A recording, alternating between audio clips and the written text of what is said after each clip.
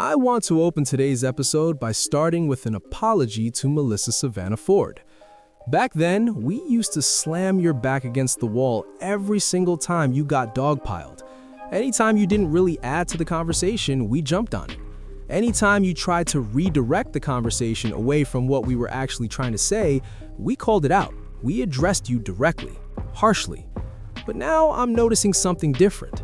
Every guy on the pod is doing the same thing you used to do, and when we used to check you for it, we didn't really check them the same way. Shout out to Danny, because lately he's actually been speaking up to Ice. But the truth is, all of y'all play a role in this.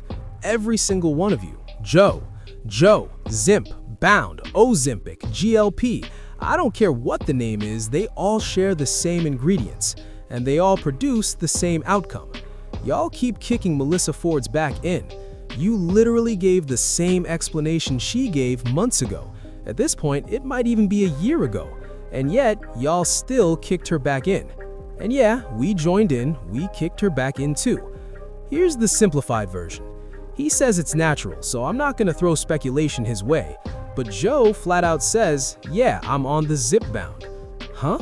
Okay. Ice. Oh, Ice.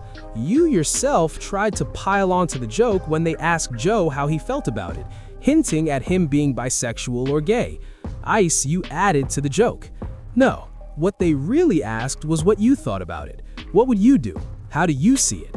But the moment Joe flipped it back on you and said he'd bend you over, now you're offended. Huh?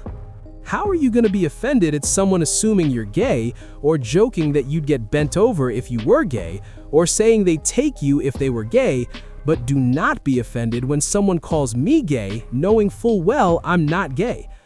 And the reason I'm bringing this up is that I already know the response. Well, Joe plays into it. Exactly, that's the point. Don't walk down streets you're not willing to stand on. And yeah, it sounds wild, because I don't crack bisexual jokes about myself. Ice, I'm actually on your side here. But you can't do that to someone else and then get mad when they throw it back at you. Oh my goodness, we literally just had another situation come up, and Ice, you were part of that too. We just had a situation where Joe gave bonuses to every single one of you, every person.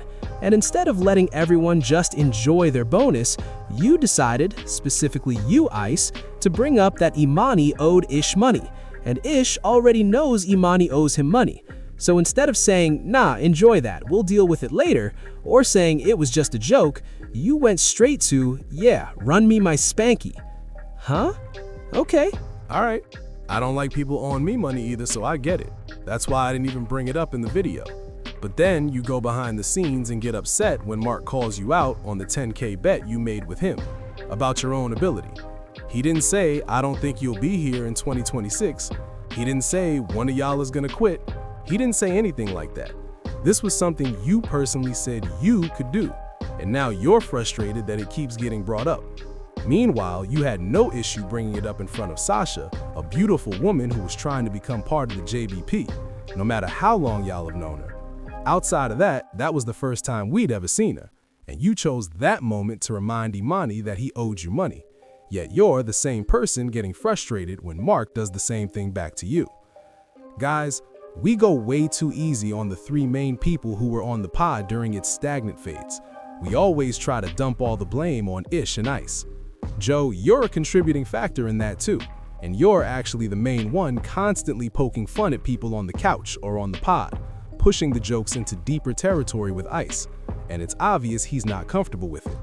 But the second the jokes flip back on you, oh, now it's, I'm letting y'all get your shit off. Guys, every time y'all do dumb shit like that, it kills the joke completely. As much as I don't like how Ish acts when he's getting pressed, at least when the jokes are actually aimed at him, and it's not just y'all calling him out for something, he plays along with the jokes. But every single one of y'all, no. And while I'm watching all of this, I'm also noticing Parks, and I won't say he's fully done with y'all, but Parks has been giving every single one of y'all lip. Every single one of y'all. I know if I were Ish and Parks talked to me the way he talked to Ish about those coffee situations, we'd need a jump cut. Me and this dude would have to step outside.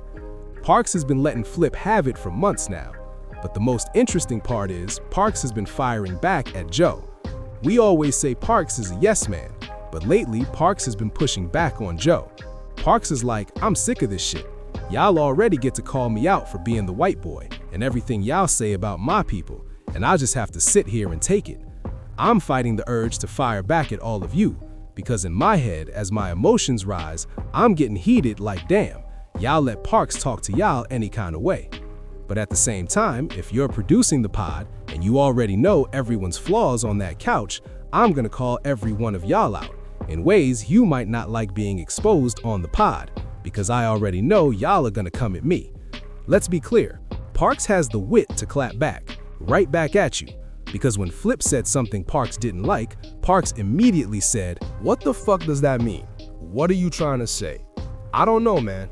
I really don't know, because I keep riding Mona's backside, and good God, I finally saw Aiden Ross speak on Joe, and I finally saw Ak react to Joe calling him out.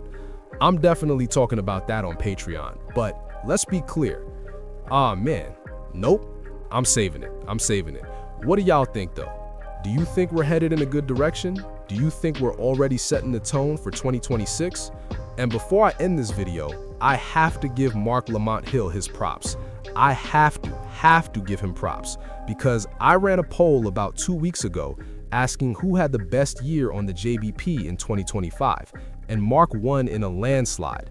He was gone, and it was obvious he was on vacation. Even if he still gave a speech while on vacation, it was clear he was on vacation, and nobody in the community spoke negatively about it, about him missing days, because he's put in that much work. But the moment he comes back, he makes it known that he's back. This would have been an extremely flat episode if Mark's presence wasn't there. I'll say it again. This would have been an extremely flat episode if Mark's presence wasn't there.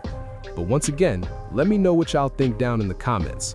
Hit the like button if you enjoyed the video. Subscribe to the page if you haven't already.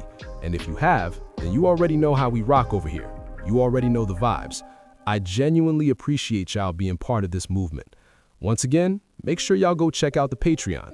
I've got a couple of episodes up there from when I took a break from YouTube. Go tap into those. There are 2 different tiers now, and I really appreciate everyone supporting both tiers. Man, y'all are really pushing me to make some tough decisions. But anyway, I'll catch y'all in a bit. Peace.